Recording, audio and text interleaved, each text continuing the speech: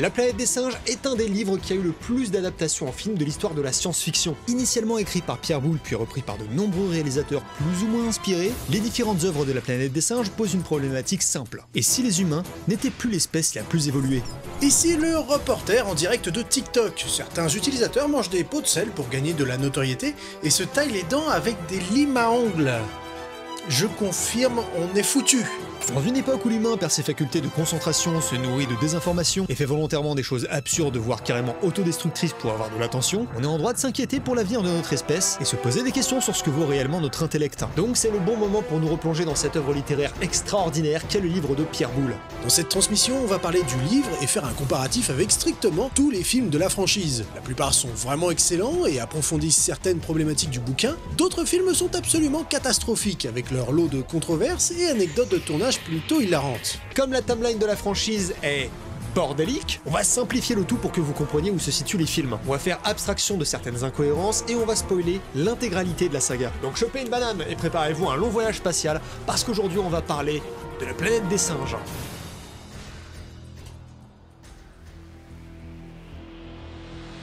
Dans un futur lointain où la galaxie a été conquise par les terriens, deux jeunes amants quittent leur planète à la recherche de l'aventure. À bord d'une navette de croisière, ils suivent un itinéraire paisible en plein milieu du vide spatial. Lors de ce voyage, ils font la découverte d'une vieille bouteille qui flottait dans l'espace. À leur grande surprise, celle-ci renferme un manuscrit qui contient une histoire incroyable. Celle d'Ulysse Mérou, un journaliste de l'an 2500 qui est parti en expédition vers Bételgeuse avec une équipe de scientifiques à la recherche d'une nouvelle espèce intelligente. C'est donc le manuscrit de ce mystérieux Ulysse qui raconte la célèbre histoire qui va nous intéresser. Et cette histoire commence par un crash de vaisseau spatial.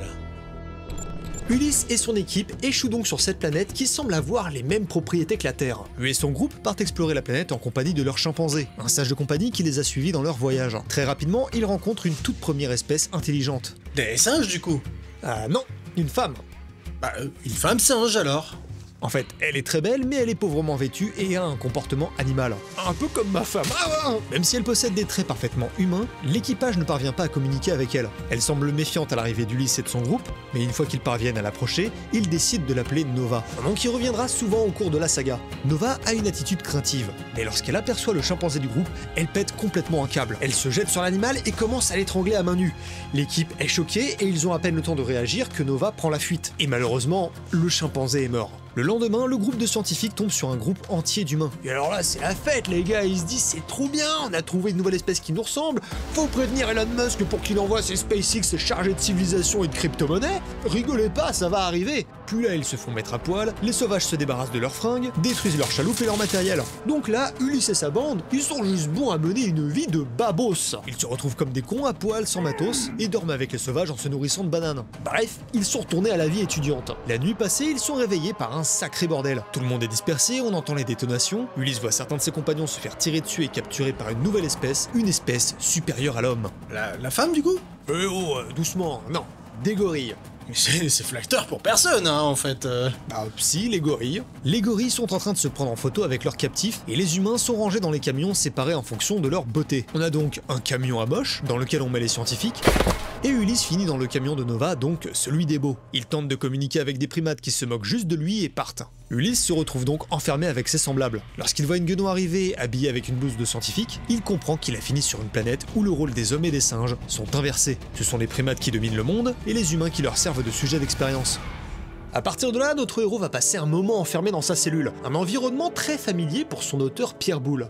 Mais alors, qu'est-ce qu'il a fait notre Pierre Boulle pour se retrouver derrière les barreaux? Eh bien, pendant la Seconde Guerre mondiale, l'occupation allemande pousse Pierre à rejoindre l'armée de la France libre pour combattre les Japonais en Asie. Seulement, à peine arrivé, il finit capturé par d'autres soldats français, mais qui, eux, sont plutôt du côté des Allemands.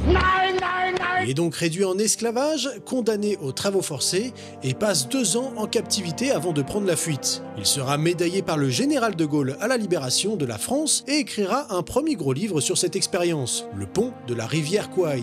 Donc ce n'est pas anodin que la planète des singes commence par la capture et la captivité de notre héros. Ulysse fait donc l'objet de quelques tests basiques. Les gorilles lui tendent une banane pour voir s'il salive comme les autres humains sauvages, mais il ne réagit pas spécialement. M'en bats les couilles. Par contre, lorsque la guenon en blouse arrive, il essaye de prendre contact avec elle. Sauf qu'elle ne comprend pas le français et répond dans un dialecte inconnu. Cependant, il arrive quand même à obtenir son nom. La guenon s'appelle Zira, et elle est intriguée par son intelligence. Elle fait venir un orang-outan nommé Zaius, qui a l'air d'être son supérieur. Zira essaye de le persuader des facultés du protagoniste, mais Zaius est complètement buté, il n'y croit pas du tout. La situation commence à être extrêmement frustrante pour Ulysse. Il est entouré d'humains qui se comportent littéralement comme des animaux, Nova est toujours collée à lui, et les singes sont incapables de comprendre ce qu'il raconte. Il est donc isolé avec Nova pour s'accoupler avec elle. Alors, elle est très jolie, hein, mais elle communique avec des Oonga Boonga et se lèche pour faire sa toilette, donc Ulysse est moyennement séduit. Bon, après on la met avec une fille moche, du coup il relativise et il se dit que Nova est peut-être pas si mal, donc il accepte de s'accoupler avec cette immonde créature. Sérieusement, qui voudrait s'accoupler avec une femme sauvage à moitié vêtue qui ressemble à Linda Harrison ? Personne, non, personne. À ce stade, notre héros s'identifie bien plus aux singes qu'aux humains. Et même si Zaius ne veut pas l'entendre, Zira est convaincu qu'il est possible d'établir une communication avec Ulysse. Ils vont finir par communiquer en français parce que c'était plus pratique pour Zira d'apprendre cette langue que pour Ulysse d'apprendre celle des singes. Même si les échanges sont un peu rudimentaires, Ulysse apprend une tonne de trucs sur le fonctionnement de la société des primates.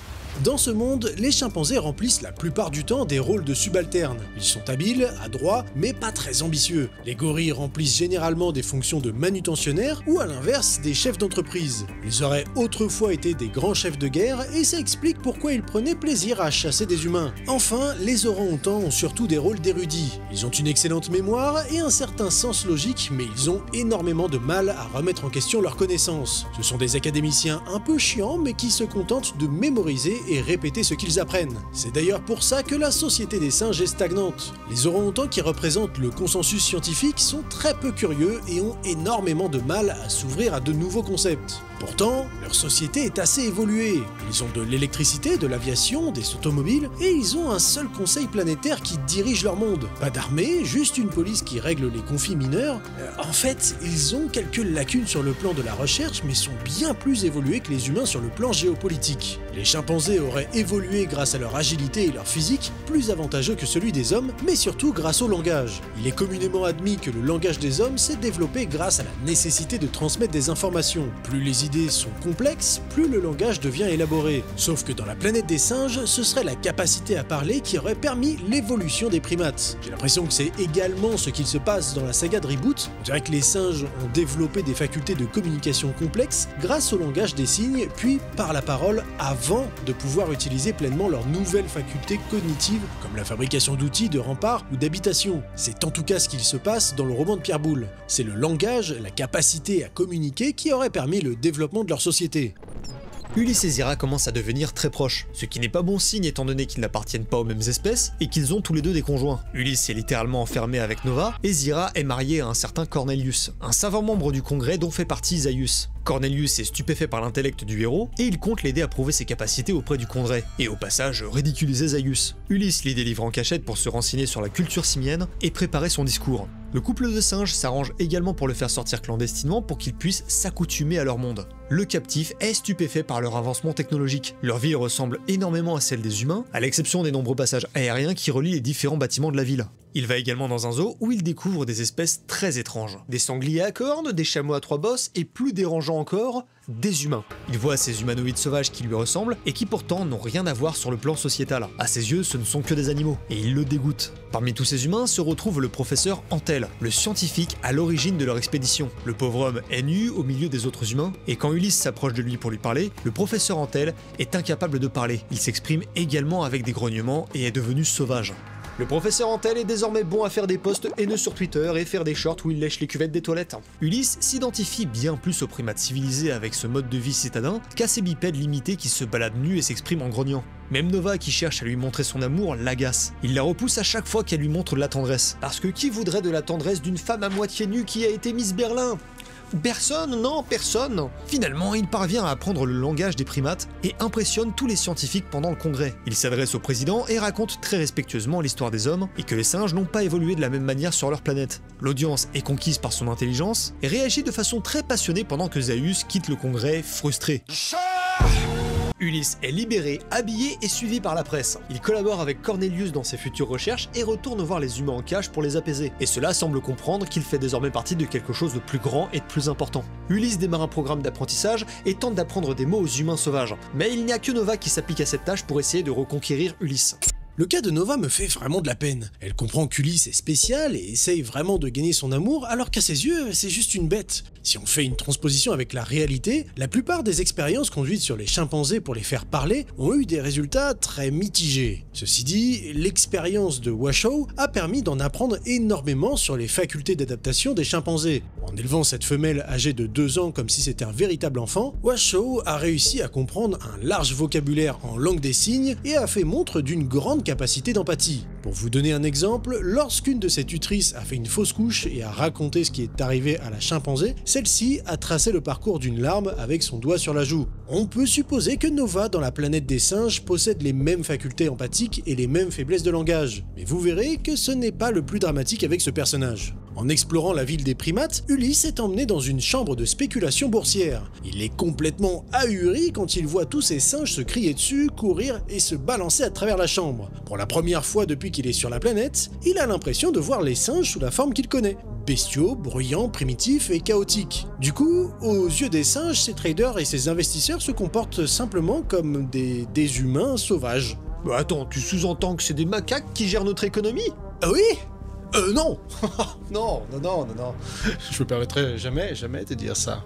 Pour l'anecdote, c'est précisément en visitant une chambre de spéculation que Pierre Boulle a eu l'idée d'écrire la planète des singes. Le fait de voir tous ces hommes importants s'agiter dans tous les sens pour le contrôle du marché, ça lui a fait imaginer un monde où les singes seraient l'espèce dominante. C'est juste fou en fait. Dans ce monde, on sait que les orang-outans se contentent de mémoriser et reproduire le savoir passé, ce qui bloque leur évolution et les empêche de faire de nouvelles découvertes. Cornelius cherche à comprendre les origines des connaissances des singes. Il invite donc Ulysse à participer à des fouilles archéologiques afin de découvrir qui étaient leurs ancêtres. Une fois arrivé dans les ruines vieilles de 10 000 ans, Ulysse est sous le choc. Il découvre des vieilles structures d'une ère industrielle, des carcasses de voitures et une vieille poupée qui porte indéniablement des traits humains. Il n'y a aucun doute, c'était les humains qui étaient l'espèce civilisée avant les singes. Les singes n'ont fait qu'étudier et répliquer le savoir des humains pendant des millénaires. Et c'est pour ça qu'ils n'ont pas eu de progrès significatif en plus de 10 000 ans. Ils étaient limités par les connaissances qu'avaient les humains avant eux. À son retour, le héros visite le centre encéphalique de l'Institut, un laboratoire où des expériences abominables sont menées sur des humains. Des lobotomies, des humains privés de leur sens de l'orientation, leur instinct maternel, ou connectés à des électrodes pour créer des mouvements par réflexe. On est dans une transposition des expériences horribles menées sur nos chimpanzés. Ulysse est écœuré, et en visitant la dernière pièce secrète du complexe, on lui présente les expériences les plus prometteuses. Un homme qui parle en simien comme un perroquet, le pauvre est complètement désincarné et répète juste robotiquement le langage simien, sans qu'il y ait la moindre réflexion en amont. Plus impressionnant encore, on lui présente une femme qui semble parler d'après les souvenirs de ses ancêtres lorsqu'on stimule son cerveau avec des électrodes. Elle nous apprend que des expériences ont été réalisées sur des primates, que ceux-là ont été dressés pour devenir les esclaves des humains, et lorsqu'ils ont développé la parole, ils l'ont utilisée pour contester leur autorité. Les singes ont comploté afin de renverser l'oppression. Pour vaincre les humains, ils les ont empoisonnés avec un virus qui leur a donné le cancer. Les survivants affaiblis ont été réduits en esclavage, et certains humains acceptaient leurs conditions tandis que les réfractaires étaient punis. Attends, mais là tu viens carrément de spoiler toutes les adaptations de la planète des singes là. Effectivement, c'est ce qu'on retrouve dans les différents films, mais vous verrez que cela prenne beaucoup de liberté par rapport à ce que raconte le bouquin. Quand notre protagoniste rentre chez lui, il constate que Nova est absente. Elle a été emmenée dans un lieu spécialisé car elle était enceinte. Souvenez-vous, ils ont été obligés de procréer lorsqu'ils étaient dans une cage. Sauf qu'avec les récentes découvertes archéologiques, la récente popularité d'Ulysse et les expériences menées sur les humains, le conseil craint que l'espèce humaine finisse par dominer les singes. Donc un nouveau congrès est organisé pour savoir s'il faut lobotomiser Ulysse. Autant vous dire que maintenant le gaillard il a plus trop pour projet de s'installer sur la planète et il va réussir à s'enfuir grâce à l'aide de Zira et Cornelius qui vont le mettre dans une navette. Celle-ci était censée envoyer 3 cobayes humains par satellite et Ulysse va l'utiliser pour quitter la planète avec Nova et leur bébé. Juste avant le départ, Ulysse tente d'embrasser Zira qui le repousse violemment en lui expliquant qu'elle est désolée mais qu'elle le trouve hideux. Et heureusement que Pierre Boulle a eu le bon goût de lui faire refuser ses avances parce que sinon on serait parti sur un délire Fury un peu chelou. N'est-ce pas, film des années 60 ? L'évasion se passe comme prévu et après quelques années dans l'espace, la navette revient sur Terre à Paris. Alors qu'il se croit de retour chez lui, il découvre avec effroi que le commandant qui vient l'accueillir est en fait un gorille. Mais ce n'est pas encore la véritable chute de notre histoire. Vous vous souvenez du couple de vacanciers qui étaient dans leur vaisseau de croisière au tout début de l'histoire? Ceux qui ont trouvé le manuscrit d'Ulysse étaient en fait des chimpanzés depuis le départ. L'homme évolué a depuis longtemps disparu de la galaxie. Cette chute, très surprenante pour l'époque, a eu son effet et le roman s'est extrêmement bien vendu à l'international. Considéré comme une énorme satire de l'être humain et une exploration de la théorie darwiniste, ça parle évidemment des expérimentations cruelles sur les animaux avec cette transposition des tests menés sur les humains, mais aussi de la désinformation. Le refus de Zaius d'admettre l'intellect d'Ulysse est un vrai problème. Il est prêt à faire radier Zira et Cornelius de la communauté scientifique pour préserver son point de vue et aussi son ego. Pour ce scientifique, c'est plus important de ne pas faire évoluer les théories sur les facultés humaines parce que ça mettrait en danger l'expertise qu'il représente en société. Enfin, ce qui est fascinant avec la planète des singes, c'est l'opposition entre l'intelligence humaine et animale. Le langage, la capacité à penser à long terme, comprendre des concepts plutôt que de les reproduire, l'idée que l'être humain puisse être dépassé par une autre espèce qui développerait les mêmes facultés est ultra intéressante. C'est même l'occasion d'explorer ce qu'on considère nous-mêmes comme de l'intelligence et qu'on s'auto-attribue comme la faculté qui nous placerait au-dessus d'autres espèces. Donc, comme c'était la mode à l'époque, les Américains vont adapter le livre avec Charlton Heston pour en faire un film de science-fiction dont vous avez vu les extraits. J'imagine que ce n'est pas Pierre Boulle qui a réalisé le film. Non, je te vois venir, arrête. Parce que sinon ce serait... Stop Un film de Pierre. Ouais, je m'attends à autre chose, tu vois. Non, genre film de Boulle. Ah putain, c'est vrai que c'est plus drôle. Sorti en 1968 et réalisé par Franklin J. Schaffner, le film de la planète des singes est le plus proche du roman. On reprend presque à l'identique le récit à quelques différences près. Ulysse s'appelle Taylor, Bételgeuse s'appelle Orion, les singes parlent anglais et sont encore dans un système féodal. Les singes ont une religion, une différence majeure avec le roman, et globalement l'intrigue est plus orientée sur de l'action. Heston passe son temps à s'enfuir, à affronter des singes, à leur tirer dessus et à les embrasser. Dégueulasse. Un vrai récit de cow-boy bien loin de l'Ulysse qui cherchait à s'intégrer et à établir un contact avec les primates. Le congrès est remplacé par un tribunal où Zira et Cornelius sont immédiatement accusés d'hérésie. Venant d'une communauté de Xénos, c'est plutôt cocasse. Et Ulysse ne quitte pas la planète à bord d'une navette. On est donc sur une adaptation avec beaucoup moins de problématiques sur notre rapport à l'intelligence et plus de dynamisme narratif poussé par le héros. Mais qu'on aime ou pas, le parti pris qui a le plus contribué au succès du film, c'est la qualité exceptionnelle de ses maquillages. La qualité des prothèses et des mains était absolument bluffante et on pouvait lire les expressions des acteurs à travers leurs masques. C'est d'ailleurs une constante qu'on retrouve dans les films les plus célèbres de la franchise. Les effets spéciaux pour donner vie aux singes sont généralement très convaincants. Même le style vestimentaire diffère en fonction des espèces. Le film met l'accent entre les différents rangs sociaux, entre les gorilles, les chimpanzés et les orang-outans. Il paraît même que de façon complètement inattentionnelle sur les tournages, les comédiens et figurants mangeaient en fonction de leurs costumes. Les gorilles entre eux, les chimpanzés entre eux, etc. Comme si leurs costumes définissaient également leur position en société. Bref, j'adore cette anecdote. Le scénariste Rob Serling a proposé une scène iconique qui est entrée dans le panthéon cinématographique. Lorsque le protagoniste comprend qu'il est depuis le début sur la planète Terre, c'est une révélation dramatique digne d'un épisode de la 4ème dimension, dont Rod Serling était également scénariste. Damn you all to hell! C'est une scène culte qui sera énormément référencée dans la pop culture tant elle est percutante. Le silence de ce final, la statue de la liberté ensevelie dans le sable et ce fondu au noir sur le héros, abattu par cette découverte. Imaginez à l'époque la claque de cette révélation tragique après un récit qui paraissait aussi convenu. Bon, bien sûr, sauf si vous avez vu l'affiche française qui est juste un énorme spoil. Qui a l'idée de faire ça? Ce film a eu un succès au box-office si colossal qu'il a sauvé la Fox de la banqueroute à l'époque. La critique est positive et le studio est tout à fait serein à l'idée de faire une suite. Serling avait initialement prévu une suite et demandé à Pierre Boulle s'il voulait l'écrire. Dans ce script, Taylor deviendrait le chef des humains sauvages et tisserait une alliance avec des humains cachés dans la zone interdite. Des humains civilisés avec un accès à une technologie avancée pour reprendre le contrôle de la planète. Une grande guerre aurait eu lieu entre les singes et les humains, se concluant par la domination de notre espèce. Sauf que cette histoire, c'est pas exactement celle qu'on a dans le deuxième film. La suite qu'avait écrite Pierre Boulle avait une forme un peu bâtarde. Déjà, Boulle n'aimait pas la présence de la Statue de la Liberté à la fin du premier film, et il a dû rédiger un scénario en commençant précisément à partir de cette scène. De plus, cette histoire est plus rédigée comme un roman que comme un scénario classique. C'est pas très cinématographique, il y a énormément de longueur et d'histoires qui s'étalent sur plusieurs années. Trop compliqué à adapter pour la Fox qui va donc rejeter ce script. Dans cette histoire, Taylor devait éduquer son fils Sirius pour reconquérir la Terre. On aurait pu assister à la réévolution de notre espèce et à la préparation de la guerre du côté des primates jusqu'à leur régression et leur soumission. Au final, on n'aura pas du tout ces éléments. Puis comme le premier film était un succès critique et financier, à votre avis, qu'est-ce que le studio a prévu pour la suite? Bah, des coupes budgétaires et un scénario de merde? Exactement. Le secret de la planète des singes. Le budget initial a été divisé par 2, donc on passe de 5 millions à 2,5 millions de dollars, et le résultat est hideux. Genre vraiment hideux, si on était encore dans le premier film, je peux vous assurer que j'aurais béné tout ça dans le camion à moche. On a des incrustations dégueulasses, le maquillage des figurants ressemble à des masques achetés sur Wish, les décors sont tout simplement ceux du premier film, et des maquillages franchement peu inspirés pour les mutants. Parce que oui, dans cette suite, il y a en fait des mutants humains qui vivent cachés dans une montagne et qui vénèrent une bombe atomique. Ah oui, c'est carrément la ville de Megaton dans Fallout 3 en fait. Cela me fait tellement plaisir de vous Puis il va savoir comment, mais les radiations ont permis aux humains de développer des dons télépathiques. Mais je crois que le plus fou, c'est l'intervention de Charlton Heston. Celui-ci a accepté de revenir dans la suite et de faire don de son salaire à une association caritative. Bah ouais.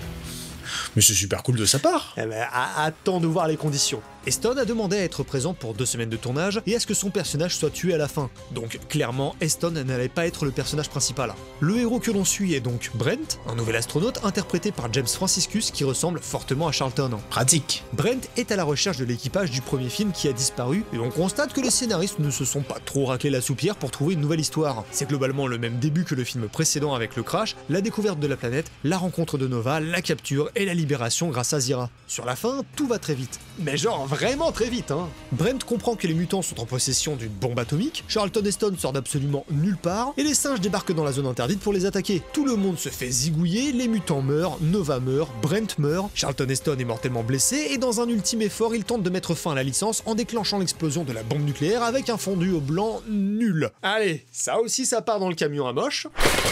Le secret de la planète des singes n'est clairement pas le plus intéressant à analyser. Tout ça s'explique parce que c'était un film commandé par la Fox, et je vois pas d'idée solide qui justifie une suite. Même Heston ne voulait pas traîner dans le projet, et je pense qu'il sentait que le secret de la planète des singes allait être éclaté. Cette suite a donc été réalisée par Ted Post, connu pour son efficacité à exécuter des projets dans des temps records, et avec des budgets ridicules. C'est également à sa demande que la fin du film a été changée, et qu'on a cette conclusion chaotique. Probablement pour coïncider avec le créneau de disponibilité de Heston, et pour éviter d'intégrer un élément du scénario que je trouve absolument abominable. Parce que figurez-vous que le film devait avoir encore plus d'idées dérangeantes, comme un enfant mi-humain mi-singe. C'est horrible parce qu'on peut voir des images des essais maquillage avec cette espèce d'enfant hybride avec des poils sur le visage et une barbe alors qu'il a 8 ans. Oh, tu castes un enfant portugais et ça passe.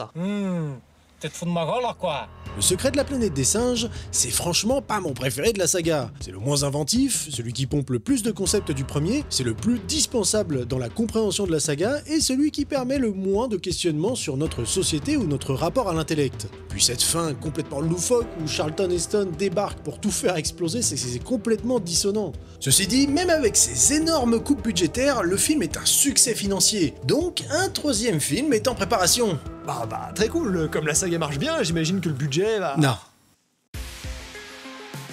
En 1971 sort le 3e film, Les Évadés de la planète des singes. La grande question, c'est qu'est-ce qu'on va raconter si Charlton Heston a fait exploser la planète des singes? Comment on fait une suite? Avec un multivers. Alors non, ils étaient pas encore dans le délire à l'époque. Avant, c'était la mode du voyage temporel. Du coup, c'est Zira, Cornelius et le professeur Milo, des singes vivants dans une époque médiévale, qui ont réussi à créer une fusée juste à temps pour aller dans l'espace avant l'explosion et voyager dans le temps pour débarquer sur Terre à notre époque. Je crois que j'aurais préféré un multivers finalement. À leur arrivée sur Terre, les singes subissent le même parcours que l'équipage du roman. Ils sont confondus avec leurs congénères sauvages, capturés et enfermés avec les primates de la planète et contraints de prouver leur intelligence pour se faire accepter par les institutions civilisées. Le professeur Milo est tué par un costume de gorille à foire fouille dans une scène qui ne semble pas prévue dans le script, et Zira et Cornelius réalisent le parcours d'Ulysse dans le roman. Dans ce dernier, l'animalité des humains était montrée dans une chambre de spéculation. Ici, c'est dans un match de boxe. Le congrès scientifique est également remplacé par un tribunal, et l'antagoniste scientifique n'est plus un orang-outan, mais un vilain chercheur avec un gros accent allemand. Un récit très américanisé, mais assez fidèle aux idées explorées par le roman. Le rôle de l'intellect dans la société, l'importance du langage dans l'intégration sociale, et les paradoxes des mondes civilisés qui entretiennent des pratiques barbares. Cette histoire a un impact conséquent puisque Cornelius et Zira deviennent techniquement leurs propres ancêtres en allant dans le monde des humains. Leur présence est à l'origine de la future prise de pouvoir des primates. Par contre, c'est quoi cette manie qu'ont les films classiques de faire des baisers entre les singes et les humains? Arrêtez! Ces idées font la promotion de sexualité déviante qui mettent des idées malsaines dans la tête de nos enfants. Mais de quoi tu parles, toi? T'as même pas d'enfant? Peut-être, mais si j'en avais, je ne voudrais pas qu'ils grandissent dans un monde où les gens fantasment sur des animaux. Attendez... Cette fois, c'est Zira qui est enceinte du petit César et séparée de Cornelius. César est problématique car les humains craignent à juste titre une prolifération des singes intelligents. He articulated. He spoke a word, which had been spoken to him all time without number by humans. He said, no. Un complot se met en place pour éliminer cette petite famille, Cornelius est tué, Zira se fait tirer dessus et on assiste à des images choquantes du scientifique qui crible ensuite leur bébé de balle. Histoire de rendre le truc encore plus morbide, Zira jette ensuite le bébé singe dans l'eau. Les enfants prêtent décidément très cher sur cette chaîne. Mais heureusement, leur enfant n'est pas mort. Parce qu'il avait un gilet pare-balles et un tuba? En fait, César avait été échangé avec un bébé singe dans un cirque avant l'attaque. Le singe sauvage a été tué, et le bébé de Zira et Cornelius est bien en sécurité dans un cirque. Celui-ci sait effectivement parler, ce qui veut dire que les singes intelligents vont très probablement proliférer sur Terre.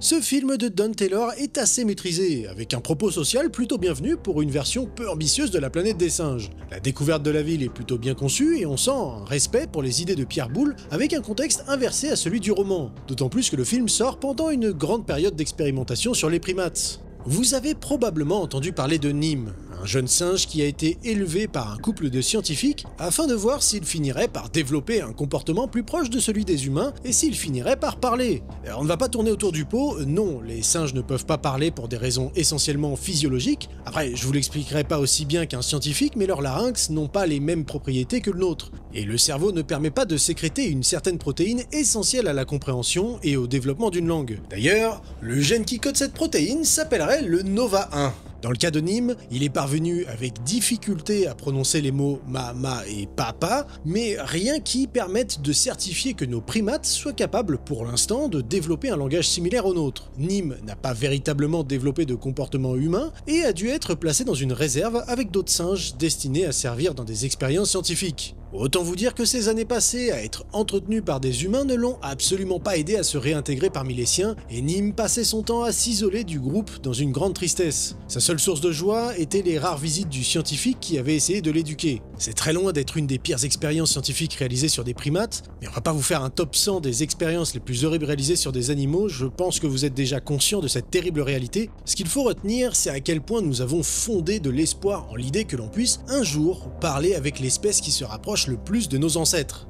Il y a cependant une anecdote terrible sur le troisième film de la planète des singes. Au début, le professeur Milo se fait tuer par un gorille. Cet événement n'a pas l'air d'avoir été prévu, et on pourrait croire qu'ils ont fait exprès de tuer rapidement ce personnage pour ne pas avoir à expliquer comment des singes ont réussi à développer le voyage spatial aussi rapidement. Mais la véritable raison est assez bête, le comédien Sal Mineo n'était pas à l'aise avec le maquillage, et il a demandé à quitter la production plutôt que prévu, ce qu'elle a accepté. Seulement, ce sera le tout dernier film de cet acteur.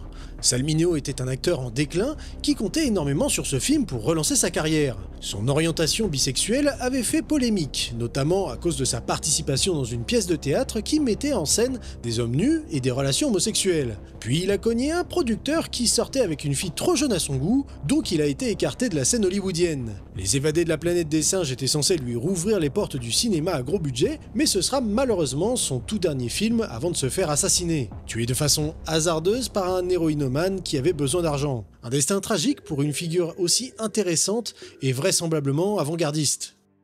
La conquête de la planète des singes. La conquête de la planète des singes se passe en 1991, 18 ans après le précédent film. On suit l'histoire de César, l'enfant singe de Zira et Cornelius. Une étrange maladie a tué les animaux de compagnie, poussant les humains à utiliser les singes comme nouveaux animaux de compagnie, mais surtout comme esclaves. Les humains ont mené des expériences sur les primates pour en faire des exécutants avec une intelligence illimitée. Putain, les mecs, ils ont buté Zira, Cornelius et leur enfant pour pas avoir de singes intelligents. Qu'est-ce qu'ils font quelques années plus tard? Des expérimentations génétiques sur des singes pour les rendre intelligents. Ils sont persécutés, César prend conscience de la situation et mène une révolution contre les humains. Son but est de faire tomber le dictateur de leur régime, responsable de la mort de son père adoptif humain.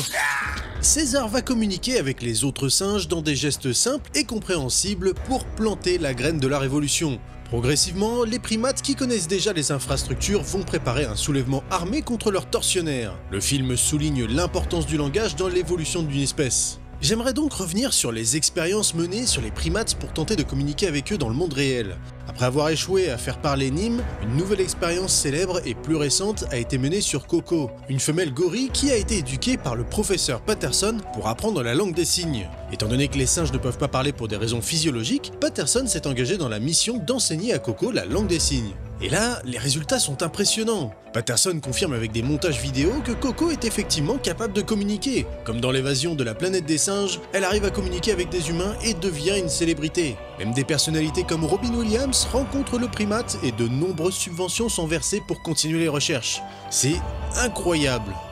Non, vraiment, j'y crois pas en fait. Tout comme dans l'évasion de la planète des singes, d'autres scientifiques ont commencé à critiquer les expériences de Patterson. Pas parce qu'ils craignaient l'intelligence de Coco, mais parce qu'ils craignaient que les études soient inexactes. Coco aurait supposément appris des milliers de signes différents, mais les vidéos censées prouver cela ne permettent pas de l'affirmer et les coupures au montage ne permettent pas de certifier que les compétences de Coco n'aient pas été exagérées. Pire, aucun document n'a été fourni permettant de comprendre comment Coco a appris ses signes, le suivi de sa progression ou autre. Il n'y a pas de données brutes qui soient enregistrées pour étudier ou prouver que Coco savait effectivement utiliser le langage des signes pour parler avec les humains. Pendant longtemps, la presse et les spectateurs étaient émus par ce gorille qui semblait jouer avec son chaton, dire qu'elle aimait les gens et prévenir les humains sur le désastre écologique. Mais toutes ces coupes dans les vidéos laissent comprendre que Coco n'a pas formulé ces phrases et Patterson semble surinterpréter ce que dit le gorille, comme si elle comprenait le vocabulaire humain. Ce qui est impossible. En fait, il est plus probable que Coco ait mémorisé et imité le langage des signes humains, exactement comme le font les orang-outans dans le roman de Pierre Boulle. La conquête de la planète des singes est un épisode important car il développe le personnage de César qu'on retrouvera dans toute la saga de Reboot. C'est aussi le film où on assiste à la persécution des singes en tant qu'espèce évoluée et la chute des humains. C'est très impressionnant de voir ces masses de primates se ruer sur la police à coups de fusil et de molotov. Le soulèvement est extrêmement long et violent. Bon, le scénariste Paul Dehn était visiblement ultra énervé lors de l'écriture parce que César était initialement censé mettre à mort le dictateur devant les caméras de la télévision publique et appelle ses frères à massacrer tous les humains. Après de nombreuses critiques lors des projections tests et pour éviter la controverse, la fin a été remontée, Roddy McDowall a réenregistré un discours de fin, le tyran est épargné en post-production et César promeut un message de paix à la place. Et c'est dommage qu'il soit pas allé jusqu'au bout de cette idée, faire un César idéaliste qui devient radical et violent, mais ça aurait pu être une super fin pour nuancer ses convictions. Non, attends, tu peux pas valider que le héros tranche la tête d'un gars qu'il a déjà battu. T'imagines le message que ça envoie? Ouais, enfin bon, l'antagoniste est un tyran qui a persécuté son espèce. César est censé être un héros. D'accord, le fait qu'il exécute un dictateur, ça donne une fin un peu dark et inattendue. Mais je suis bien plus en phase avec la fin officielle qui fait du protagoniste le meneur qu'on connaît aujourd'hui dans cette saga. D'ailleurs, le film est extrêmement militant puisqu'il fait directement référence aux violentes émeutes de Los Angeles en 1965 ou de Détroit en 1967. Au moment de la sortie du film, les Afro-Américains étaient particulièrement présents dans la contre-culture et militaient contre les discriminations des Noirs aux États-Unis. Et c'est vraiment assumé comme positionnement. Même le personnage de McDonald, qui aide César à monter sa révolte, fait directement référence à la ségrégation. De plus, le personnage est interprété par Harry Rhodes, un acteur afro-américain très investi dans la lutte contre la discrimination. By what right are you spilling blood? By the slave's right to punish his persecutors. I, a descendant of slaves, am asking you to show humanity. But I was not born human. Donc on peut facilement déduire que la conquête de la planète des singes a un discours très progressiste et la fin d'origine qui se conclut par l'extermination des humains risquait fortement de desservir le propos du film. Le film marche très bien au box-office et est probablement le film le plus rentable de la franchise. 4 millions de dollars de recettes pour 1 million de budget. La Fox comprend que la franchise continue d'intéresser le public, elle se lance donc sur la production d'une petite série ainsi que d'un 5e et dernier film qui va boucler la saga des films classiques, La bataille de la planète des singes. Le scénario de la bataille de la planète des singes est écrit par le couple John Williams et Joyce Hooper Corrington, qui ont écrit Omega Man, la seconde adaptation de Je suis une légende. Quelques années après la révolte, les singes et les humains ont traversé une période de trêve qui menace de prendre fin. Les humains sont en voie d'extinction et Aldo, un gorille belliqueux, veut éradiquer les survivants humains tandis que César veut les protéger. Les singes ont déjà développé le don de la parole et les humains reclus sont censés être des mutants mais ils n'ont pas encore l'apparence du second film. De toute façon, il n'y a plus assez de pognon pour faire le maquillage, mais c'est l'une des rares fois où on voit les singes faire des acrobaties. César essaye d'être un leader juste avec les humains, mais un groupe de ces derniers est réfugié dans des bunkers et conspire contre la domination des primates. Leur tentative de rébellion échoue, le fils de César est tué, et les survivants du bunker sont massacrés par les singes d'Aldo. Après ce génocide, les primates établissent le livre des fois pour entretenir la paix entre les singes et les humains restants. La bataille de la planète des singes boucle la saga des films classiques et sert de préquel au tout premier. Il nous explique comment les singes ont fini par définitivement prendre le dessus sur notre espèce et d'où provient le texte religieux évoqué dans le premier film. Vous avez dû le remarquer, jusque-là, tous les films de la saga ont une conclusion dramatique pour l'espèce humaine. La bataille de la planète des singes est une satire sur le bellicisme des humains et montre, avec la victoire des primates, que c'est malheureusement le triste cycle de la civilisation qui se répète. Mais c'est dans ce contexte d'extinction qu'on a la série de la planète des singes de 1974. Car après le dernier film, la Fox s'essaye au format télévisuel. Roddy McDowall, qui a interprété Cornelius, revient dans un nouveau rôle. L'histoire se passe après la bataille de la planète des singes et parle d'un nouveau groupe de scientifiques qui tombent sur la planète des singes et qui cherchent essentiellement à faire des recherches et survivre dans un environnement stable, mais le général Gory est obsédé par la traque des humains. Les personnages sont peu développés et malgré les efforts pour reproduire l'ambiance des premiers films, les limites budgétaires du format sériel se font ressentir. Les intrigues sont assez répétitives à base de capture et libération d'humains, les maquillages sont de qualité inconsistante et les dialogues ne sont pas très inspirés malgré un contexte très prometteur. La série n'a pas trop marché, mais le problème principal est le coût de production qui était trop élevé à cause des maquillages et des différents décors qui ne permettent pas d'optimiser les dépenses. La série s'arrête après une première saison avec un bon potentiel, mais qui tombe rapidement dans l'oubli. La saga classique de la planète des singes est bourrée d'idées douteuses et de retcon. Donc pour garder le tout compréhensible, on a fait exprès de mettre certains détails qui changeaient d'un film à l'autre. Malgré les efforts des équipes artistiques et techniques, les restrictions budgétaires ont tiré la qualité des films vers le bas et la bataille de la planète des singes reçoit un accueil critique médiocre. Ceci dit, elle respecte assez bien les idées du roman. Notre rapport à l'intellect et à la bestialité sont remis en cause dans des contextes dystopiques. Le primate est utilisé comme un reflet des pratiques humaines, expose notre propre bestialité et comment notre savoir nous offre une position arbitraire de domination. Qu'il s'agisse d'Ulysse avec la planète des singes ou Cornelius et Zira dans la planète des humains, les deux parcours racontent la même chose. Une nouvelle espèce intelligente qui inquiète les scientifiques et remet en question la supériorité de la civilisation actuelle. Ce sont les mêmes facultés d'adaptation, de compréhension et de communication qui permettent à César de supplanter les humains. Et tous ces sujets, on ne les aura pas vraiment dans la planète des singes de Tim Burton. Le film de Tim Burton est grossièrement un remake du premier, à quelques différences sur l'histoire, comme une présence plus importante de la station spatiale dans laquelle les humains explorent la galaxie. On les voit y envoyer des singes dans des nacelles, et après avoir traversé une anomalie, notre héros se retrouve sur la planète des singes. Sauf que cette fois, les humains savent parler, ils sont intelligents et servent d'esclaves aux primates sous le joug du tyrannique général Tade, un méchant chimpanzé joué par Tim Roth. En plus d'un parcours très similaire à la première adaptation, à base de captivité, fuite et conclusion dramatique, le film de Burton tente de reproduire les révélations du roman. La planète est ironiquement peuplée par les singes sur lesquels les humains conduisaient des expériences, et le final avec les rescapés qui se retrouvent dans une uchronie qui montre le monde tel que nous le connaissons, habité par des primates. On a donc cette statue de Abraham Lincoln en version chimpanzé avec le visage du général Tade. En soi, il est pas si horrible comme film, il est même plutôt bien foutu avec... c'est éliminatoire ça, allez, dans le camion à moche. La version de Burton est un peu une blague parmi les fans de la licence, et c'est le seul film qui ne s'inscrit dans aucune saga. Déjà, les humains sont éduqués, ce qui pète complètement toutes les problématiques intéressantes du roman. Donc au chiotte les questionnements sur l'intellect et la barrière du langage. On se retrouve avec un récit d'évasion sans trop de substance, avec un méchant général chimpanzé qui nourrit un mépris sans fondement envers les humains. Everything in the human culture takes place below the waist. Il faut savoir que le film de Burton a été un enfer de pré-production. D'ailleurs, David Hughes en parle très bien dans son livre Tales from a Development Hell, et on y apprend que la Fox avait confié la rédaction de l'histoire à plusieurs scénaristes et réalisateurs différents, notamment Peter Jackson et James Cameron, mais celui qui va nous intéresser, c'est Oliver Stone, qui avait coécrit une histoire avec Terry Hayes, le scénariste de Mad Max. Mais pour la faire courte, je vais simplement paraphraser ce qu'avait dit Stone, pour résumer le projet du film. Il y a la découverte de singes védiques cryogéniquement congelés qui détiennent les codes numériques secrets de la Bible qui prédisaient la fin des civilisations. Il s'agit du passé et du futur. Mon concept est qu'il existe le code inscrit dans la Bible qui prédit tous les événements historiques. Les singes étaient là au début et ont tout compris. Voilà. Le producteur américain Don Murphy avait dit de ce script. La Fox avait demandé les pierres à feu, il leur a donné Terminator. Et c'est très marrant quand on sait que le rôle principal devait être confié à Schwarzenegger. Et j'arrive pas à croire qu'on a loupé le film du siècle pour la planète des singes de Tim Burton. Voilà, j'ai les boules. De pierre. En fait, c'est un peu délicat de parler de ce qui ne va pas dans cet opus, parce qu'il passe à côté des thèmes du roman et des films classiques pour référencer des périodes sombres de notre histoire, l'esclavage et l'apartheid.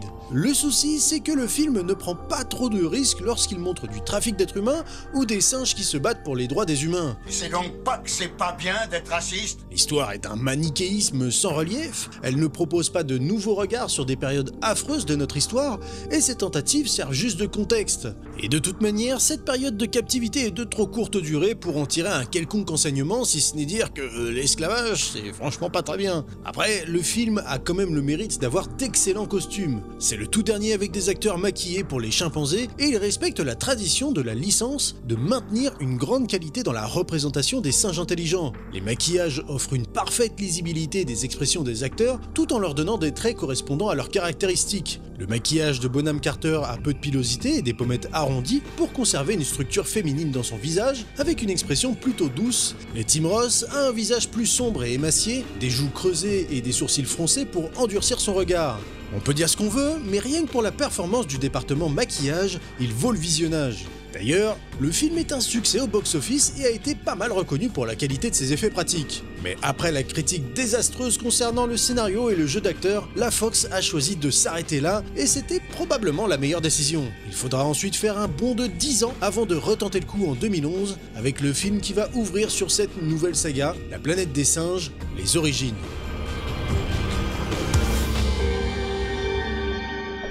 La planète des singes, les origines, est un préquel qui se passe supposément avant la planète des singes. Mais c'est également un reboot. D'entrée, on peut se demander pourquoi Hollywood s'acharne à remanier en boucle cette franchise qui ne parvient toujours pas à faire honneur au roman de Boole. Oh super, c'est un peu tard pour la faire maintenant.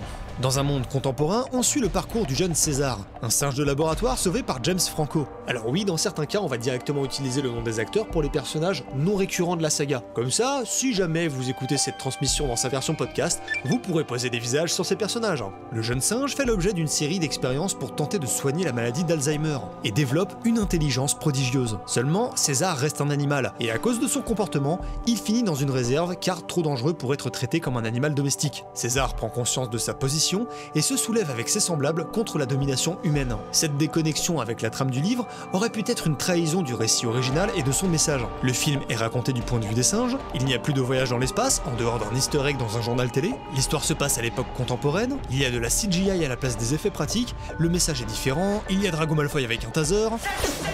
Le film ne raconte pas du tout la même histoire. Parce qu'il ne devait pas raconter la même histoire. Pour poursuivre la franchise sans chercher à invalider les anciens films ou adapter le roman, le scénario de Rick Jaffa et Amanda Silver, encore un couple de scénaristes, propose une histoire qui se déconnecte des œuvres existantes tout en permettant à un nouveau public d'apprécier le film.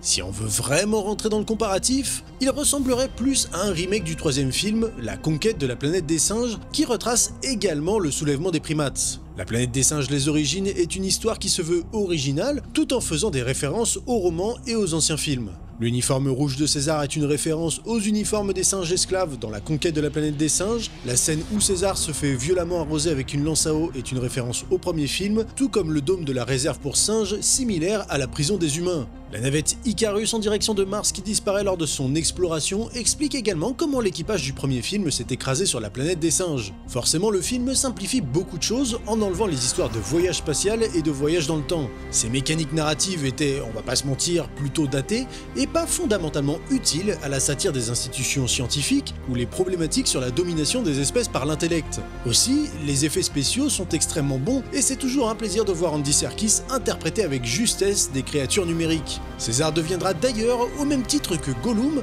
un de ses rôles phares.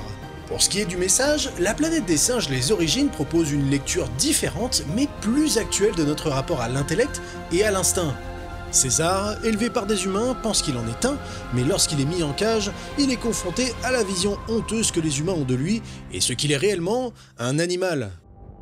Le retour en cage est une transposition intéressante entre le bouquin et le film Les évadés de la planète des singes. Chacun met en scène un héros qui cherche à prouver sa légitimité à l'espèce la plus intelligente à laquelle elle s'identifie, mais finit confronté à la réalité de son statut. En dessinant la forme de sa fenêtre dans le labo, on comprend que l'ancienne cage de César lui manque. Le monde dans lequel il avait sa famille lui a été enlevé et il est maintenant difficile pour lui de s'intégrer parmi les primates sauvages. Comme on l'a vu lors de véritables expériences menées sur les grands singes, ceux élevés isolés de leurs semblables finissent par subir une marginalisation. Trop animal pour les humains et trop humain pour ses semblables. César a également des traits humains dans ses expressions et son parcours qui va de l'enfance avec sa dépendance aux humains, l'adolescence lorsqu'il rejette leur autorité et enfin l'âge adulte lorsqu'il affirme sa position contre l'oppression humaine. Take your stinking paw off me, you damn dirty ape!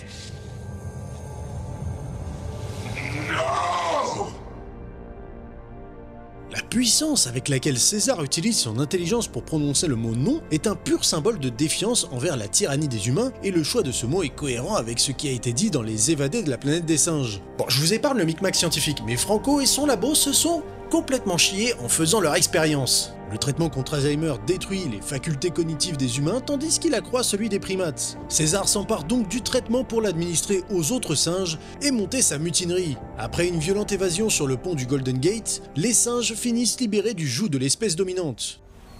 Caesar is home.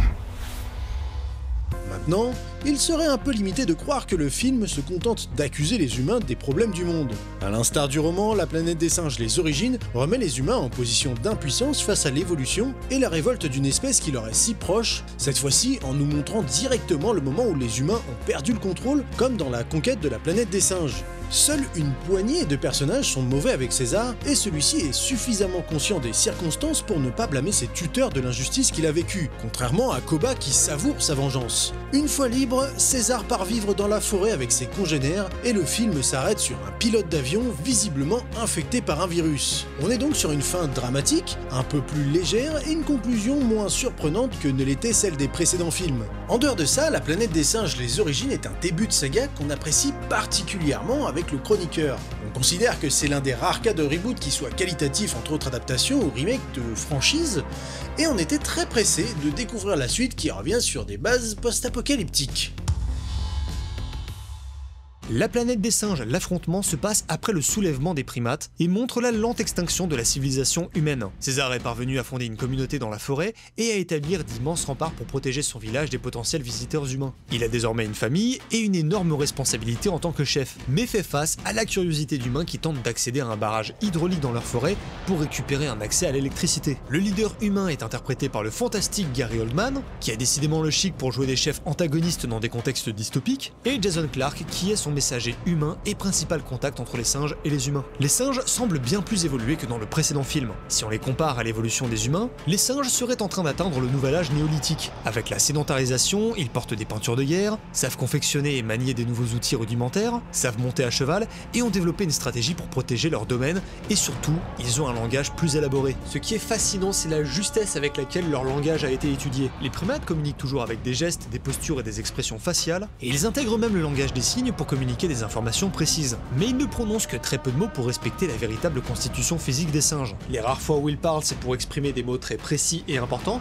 généralement pour des personnages humains ou pour faciliter la compréhension du spectateur. Généralement, s'ils emploient la parole, c'est pour appuyer les aspects les plus importants d'un dialogue. Dans la fragile relation entre les deux espèces, c'est une fois de plus le singe qui parle le langage des humains et non l'inverse. Ça peut paraître évident pour des raisons de lecture du film, il est plus simple d'écouter un film dans notre langue, mais surtout c'est logique que l'espèce dominante intellectuellement s'adapte à celle qui est inférieure. Dans le roman, c'est également Zira qui apprend le français pour parler à Ulysse. Si on fait un parallèle avec le monde que vous connaissez, nous-mêmes, humains, sommes capables de décrypter le langage des primates qui est très proche du nôtre. Ils communiquent avec la gestuelle, la posture, les expressions, le regard et l'odeur. Après, c'est évidemment à prendre avec des pincettes car nos connaissances en la matière sont constamment bousculées, donc on dit évidemment ça sans prétention. Finalement, ce sont des éléments auxquels nous sommes moins réceptifs depuis que nous nous reposons sur le langage. Notre langue n'a jamais été aussi riche, et pourtant, on continue de rencontrer des difficultés pour se comprendre. C'est peut-être aussi là que les primates nous sont supérieurs dans cette fiction. En plus d'avoir une intelligence égale à celle des humains, les chimpanzés, les gorilles et les orang-outans sont capables d'une empathie et d'une compréhension plus exacte de leurs congénères, tandis que nous, humains, restons limités par notre interprétation des mots. C'est d'ailleurs une théorie soutenue par le philosophe Bergson. Les mots seraient des étiquettes qui trahiraient la complexité de ce qu'on pense définir. Donc au mieux, on ne se comprendrait pas, et au pire, on emploierait des mots à des dessins dévastateurs comme la manipulation ou le mensonge. Les mots sont un outil puissant. Ils sont aussi destructeurs que fédérateurs, mais il est complexe de les employer pour communiquer la complexité d'un sujet dans toute sa mouvance et ses aspérités. Les tensions entre les singes et les humains sont fondées sur la crainte de chacun et sont régulièrement alimentées par les insécurités des membres les plus radicaux de chaque groupe. Du côté des humains, on a un personnage interprété par Kirk Azevedo, qui est extrêmement sur la défensive concernant les singes. Tu peux dire réactionnaire, hein. Oui, bon, Kirk a peur du danger que représentent les singes. Ils sont malins, savent manier des armes à distance, sont physiquement puissants et attaquent en groupe. Donc Kirk est plus rassuré à l'idée de toujours se balader avec une arme. Déjà, ça fout une giga merde, parce que quand César accorde au groupe de Clark de pénétrer dans le barrage qui se trouve sur leur territoire, la seule règle que César a exigée était de ne pas apporter d'armes. Donc vous vous doutez bien que quand tonton Azevedo se fait prendre la main dans le sac avec son calibre 12, César se met dans une colère noire et expulse les humains du barrage.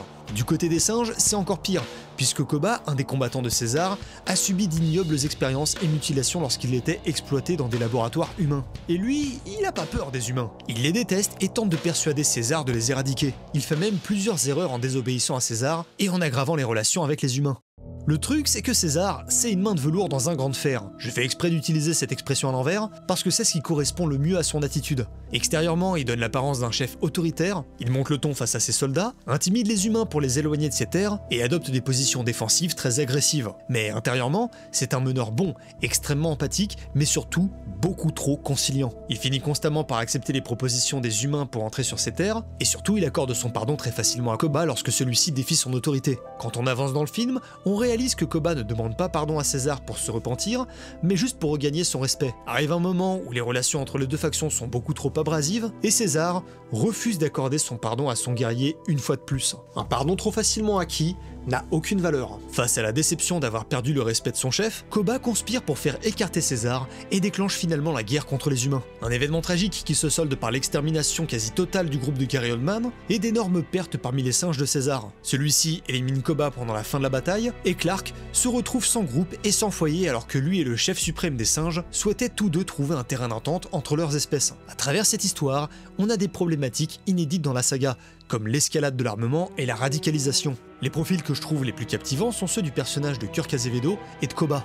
Ce sont vraiment ces deux personnages qui déclenchent le conflit par crainte ou par haine de l'autre, alors qu'il existait un parfait accord qui aurait permis une potentielle coexistence entre les deux espèces. Si vous vous souvenez de l'histoire du 4e film, La bataille de la planète des singes, celui-ci est très similaire à La planète des singes, l'affrontement, qui nous montre deux espèces tenter de cohabiter et finalement subir les décisions belliqueuses des membres respectifs les plus zélés. Les grands perdants de cette bataille sont évidemment les humains, et c'est le film suivant qui va nous montrer cette extinction en tant qu'espèce civilisée.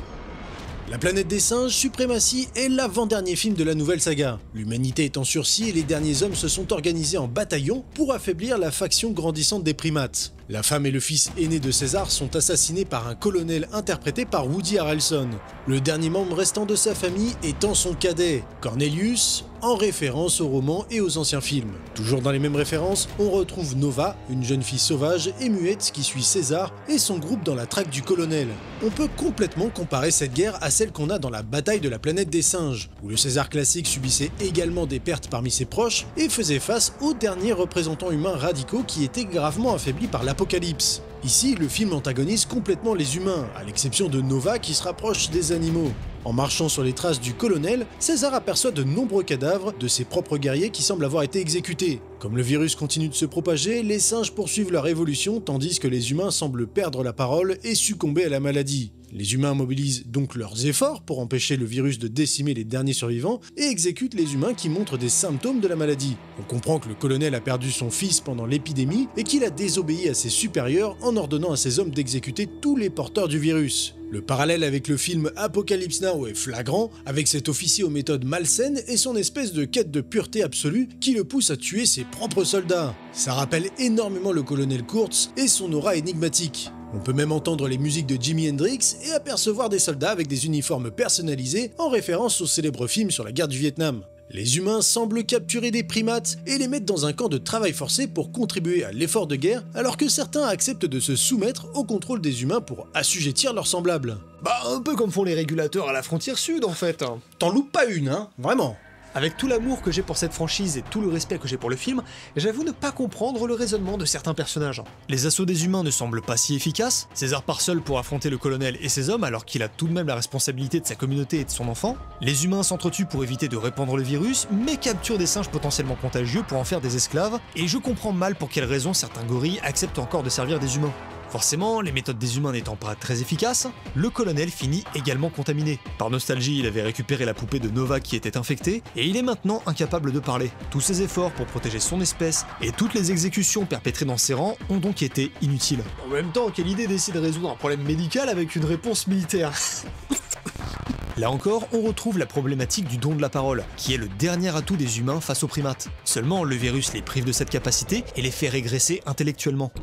En fait, ce film nous montre comment les humains ont définitivement fini à l'état sauvage alors que les singes n'ont fait qu'évoluer et proliférer. Une énorme mutinerie est organisée à l'initiative de César, qui se dresse de nouveau contre les humains et une bataille s'engage pour la survie des deux espèces. Évidemment, les singes prennent l'avantage, mais le reste des armées qui n'étaient pas sous les ordres du colonel sort un peu de nulle part pour lamentablement se faire emporter par une avalanche. Je trouve un peu ridicule ce rebondissement narratif qui se fait aussitôt balayer, mais bon. Beaucoup ont également critiqué la présence de Bad Ape, un comic relief qui dénote pas mal avec le ton dramatique de la saga.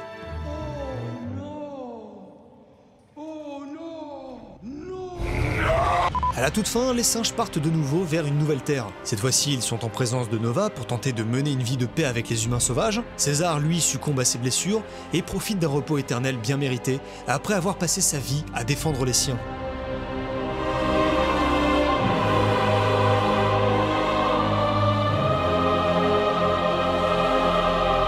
C'est ainsi que se conclut la trilogie de César. C'est une fin très gratifiante qui termine l'histoire du personnage le plus iconique de cette saga, et c'est très bien qu'on s'arrête sur ce film parce que... Ah oui, le nouveau royaume. Celui-là, c'est la suite de trop. Oh, t'es juste grincheux parce qu'il n'y a pas Andy Serkis. Oh là, et si avec ça...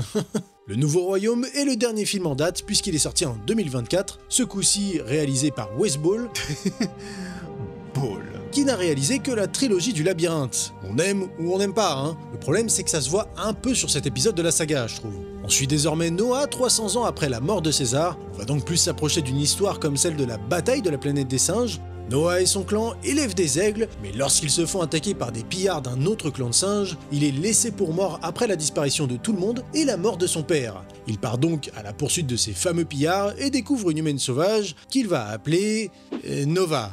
Ils sont au courant qu'il y a d'autres prénoms quand même. Bon bref, ensemble ils vont en fait au même endroit avec l'aide d'un orang-outan érudit, j'aurais jamais deviné, qui s'appelle Raka. Sauf qu'en fait, pendant une attaque de singes de Proximus, méchant, Nova montre qu'elle sait parler et que son vrai nom c'est Mae. Au moins les scénaristes n'ont pas oublié qu'il y avait d'autres prénoms, ils se sont montrés novateurs. Ah putain le hockey. Elle explique qu'elle sait où se trouve le clan de Noah et qu'elle va les y conduire. Ils vont donc jusqu'à l'épave d'un gros bateau où se trouve Proximus et tous les clans qu'il a réduits en esclavage. Il détourne les enseignements de César à ses propres fins afin d'unir tous les singes sous son règne. On découvre que Proximus a pour objectif d'ouvrir un gigantesque bunker abandonné par les humains car il pense y trouver des armes et tout ce qu'il lui faudra pour dominer le monde en gros. On constate ici que contrairement à César qui avait un règne plus conciliant, Proximus lui reproduit les erreurs des humains en instaurant un règne tyrannique et envahit le clan de Noah qui a vraiment ses propres constructions, ses propres traditions et ses propres croyances tournées autour de l'élevage des aigles. On retrouve encore Raka qui, lui, vénère aussi en partie les anciens humains civilisés, sachant que Mae, qui organise un attentat dans le royaume de Proximus, elle en a rien à cirer. Elle fait inonder tout le bunker avec tous les singes dedans pour que Proximus n'ait accès à rien. Du coup, c'est grâce aux aigles que Noah arrive à tuer Proximus. Note à moi-même, plus de 1v1 avec un druide. Et finalement, il retrouve Mae lorsque Noah et son clan commencent à reconstruire son village. Elle montre qu'elle a totalement confiance et qu'elle croit vraiment que singes et humains peuvent coexister. Non. Ensuite, elle part filer le disque dur qu'elle a trouvé dans le bunker à d'autres humains civilisés et voilà. C'est évidemment pas un énorme twist, mais on voit que du coup ça remet sur le devant de la scène la menace des humains intelligents pour une potentielle nouvelle trilogie. Personnellement, je pense qu'on commence déjà à voir que ça tourne en rond. Et puis c'est long, mais qu'est-ce que c'est long pour rien? Ça n'a vraiment pas besoin d'être aussi long, surtout sur le début, alors que ça ne dure que 2h25, mais qu'est-ce que ça traîne? Je sais qu'on critique les blockbusters de pas assez prendre leur temps, mais faut pas déconner non plus. Bon, on va quand même finir sur du positif, parce que ça donne l'impression que c'est un énorme étron, alors que loin de là. Simplement, ce qui est frustrant avec, c'est que finalement, comme le deuxième de la saga originale, il n'a absolument rien de nouveau à dire. Il ne traite que de thématiques déjà exploitées, et généralement mieux exploitées, et de personnages qui sont certes assez crédibles, mais pas vraiment intéressants ou originaux. C'est dommage parce que la saga nous a quand même habitués à des questionnements super intéressants sur l'intelligence et sur notre place au sein du règne animal. Un sujet qui est par contre bien constant dans toutes les œuvres de cette saga, ce sont les rapports de domination. Si une espèce ou une faction se pense plus intelligente, elle pense être en droit de dominer les autres pour assurer sa position. Malheureusement, tout ce qui va venir questionner cette supériorité devra être écrasé ou supprimé. Mae et Proximus sont les deux visions qui s'affrontent dans le film. Chacun possède un point de vue antagoniste de l'autre espèce, considérant que leurs peuples respectifs ont subi l'oppression de l'autre. Aucun d'eux n'a le même point de vue sur l'histoire. Mae considère que la planète appartient aux humains et que le règne de Proximus est hostile à la survie des siens. Proximus, lui, considère que l'exploitation des primates ne doit jamais se répéter et que les singes ne seront jamais véritablement en sécurité tant qu'il restera des humains assez intelligents pour leur faire la guerre. Si chaque faction souhaite la suprématie, cela ne pourra se conclure que par l'éradication totale de l'une d'elles. Il y a beaucoup de points critiquables dans le Nouveau Royaume. Cependant, il faut quand même admettre que visuellement, ça reste une méga claque. C'est très beau et on a le droit à des visuels post-apo comme vous devez rarement en voir à votre époque. La nature a eu plus de 300 ans et regagne l'architecture des humains comme celle d'une civilisation antique. C'est génial. Les clans de singes sont super intéressants avec des nouvelles sociétés qui ont été construites sur des préceptes de César, et la présence du symbole de la fenêtre de sa maison est une belle référence à la trilogie de ce dernier. J'aime le fait que la culture de cet univers soit bâtie sur ce qu'on a vu dans les précédents films, et le Nouveau Royaume reste quand même très divertissant et les personnages suffisamment intéressants pour qu'on continue de regarder. Il est un peu en dessous de la trilogie de César, mais c'est un excellent divertissement si vous êtes fan de la planète des singes. Kevin Durand est absolument fascinant dans le rôle de Proximus, et c'est captivant de voir toutes les nuances qu'il met dans son personnage. Les effets spéciaux sont juste bluffants, et pour un film presque intégralement en images de synthèse qui illustre des singes, c'est un exploit de réussir à mettre autant de vie dans ces créatures. Je connecte bien plus facilement avec Noah et Raka qu'avec les avatars de James Cameron. Alors, je ne suis pas objectif, j'adore la planète des singes, et surtout la façon dont cette série parle de notre rapport à l'intelligence de façon accessible. Le problème avec l'intelligence, c'est que c'est loin d'être une absolue. C'est nous qui considérons que ce qui nous met au-dessus des autres espèces, c'est le seul truc qu'on est les seuls à posséder. Je ne crois pas qu'on soit réellement en mesure de savoir ce que c'est qu'une intelligence, à part celle qu'on s'est attribuée nous-mêmes. Ce qu'on considère nous comme étant l'intelligence, c'est dû à un moment, à une espèce qui s'est relevée, qui a permis une hypertrophie du cerveau et qui fait qu'on est devenu visiblement une entité technologique, on va dire. J'ai l'impression qu'on est l'espèce technologique. On a une idée de l'intelligence complexe et technologique qu'on attend de dehors, puisqu'on ne la trouve pas dedans. C'est évident que l'intelligence et la supériorité de la civilisation sont très relatives et nos considérations en termes de supériorité sont complètement arbitraires. C'est comme dire qu'on est les meilleurs à un sport qu'on a inventé et qu'on est les seuls à pouvoir pratiquer. Est-ce que notre volonté de trouver l'intelligence ailleurs est le résultat d'une véritable curiosité ou simplement un besoin de se comparer dans un domaine dans lequel on pense déjà être les meilleurs ? La possibilité de communiquer avec les singes par la parole est un vieux rêve humain, et un défi scientifique un peu absurde. Mais c'est le genre de recherche qui promet un progrès énorme et qui a été énormément subventionné dans la fin du XXe siècle. La planète des singes, c'est donc une histoire à laquelle les spectateurs étaient prêts à croire. Nous voulions voir des primates parler et se mesurer à l'intellect humain. On est donc très impatient de voir jusqu'où va aller cette saga, et même si le réalisateur a commencé sa carrière avec Labyrinthe, pour moi, il a gagné mon respect avec le Nouveau Royaume. On attend donc de voir jusqu'où ira l'héritage du travail de Pierre Boulle. Désolé de casser l'ambiance, mais on a des remèdes à aller chercher. T'as raison. Avec le reporter, on va faire un tour du côté des régulateurs. Donc pensez à vous abonner à ce canal si vous aimez ce genre de transmission, et pour ceux qui ont besoin d'un remède, on se donne rendez-vous tout de suite devant l'avant-poste. Fin de transmission.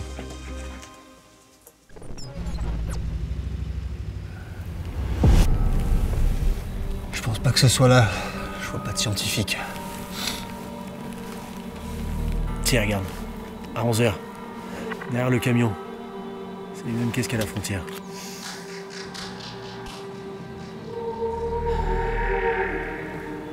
Les remèdes ? Parce que ça pourrait être d'autres. Eh Mac, tu te refais une beauté ? J'arrive. Bon. Il va nous falloir une bonne diversion. Un truc qui peut couvrir le son de nos pas. Je pourrais jouer de la cornemuse. On est pas dans un dessin animé, mec. Non, c'est pas mal. Regarde, il y a une faiblesse dans le côté nord. Tout ce qu'on a à faire, c'est passer derrière le camion, on rentre dans la base. Ça marchera pas. Je connais leur fonctionnement. Ils ont une ronde méthodique sur ce genre d'agencement. Même si les caisses n'ont pas de valeur, elles restent dans un angle prioritaire. Ce qui fait que quelqu'un aura toujours un visuel direct dessus. Il y a bien un moyen de choper ces remèdes. À moins de trouver un uniforme et de connaître le mot de passe quotidien, j'en doute. Mais c'est pas mal ça. On chope un mec, on lui prend son uniforme, on lui soutire le mot de passe et c'est réglé. Et si ça foire, ils augmenteront la sécurité et on pourra faire une croix sur l'infiltration. Pire, on pourra se faire arrêter ou abattre. Puis on va pas fracasser un pauvre type qui fait juste son boulot. C'est bon, leur boulot c'est de nous empêcher d'avoir accès à des soins. Il y a des malades qui sont en train de crever et moi aussi. C'est justement parce que des vies sont en jeu qu'il faut agir prudemment.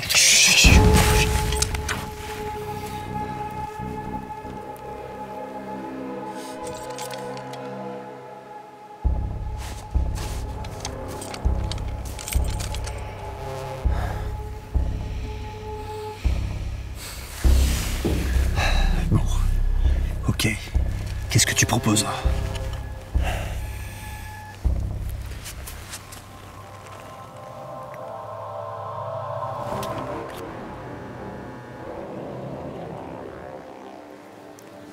Laisse-moi aller lui parler. Seul cette fois. Mais c'est pas croyable. Elle nous a déjà envoyé bouler. Tu vas pas y retourner, elle va te laver le cerveau. Et on va finir à casser des pierres à la frontière sud. C'est fini la parlotte maintenant, il faut agir. Laisse-moi au moins essayer. On pourrait facilement lui trouver quelque chose à lui échanger contre un remède. Puis si mon plan fonctionne, on pourrait s'en sortir sans violence. Tu vas pour m'aider ou parce que tu veux régler tes comptes avec elle? On se retrouve à la planque avant la fin de la journée.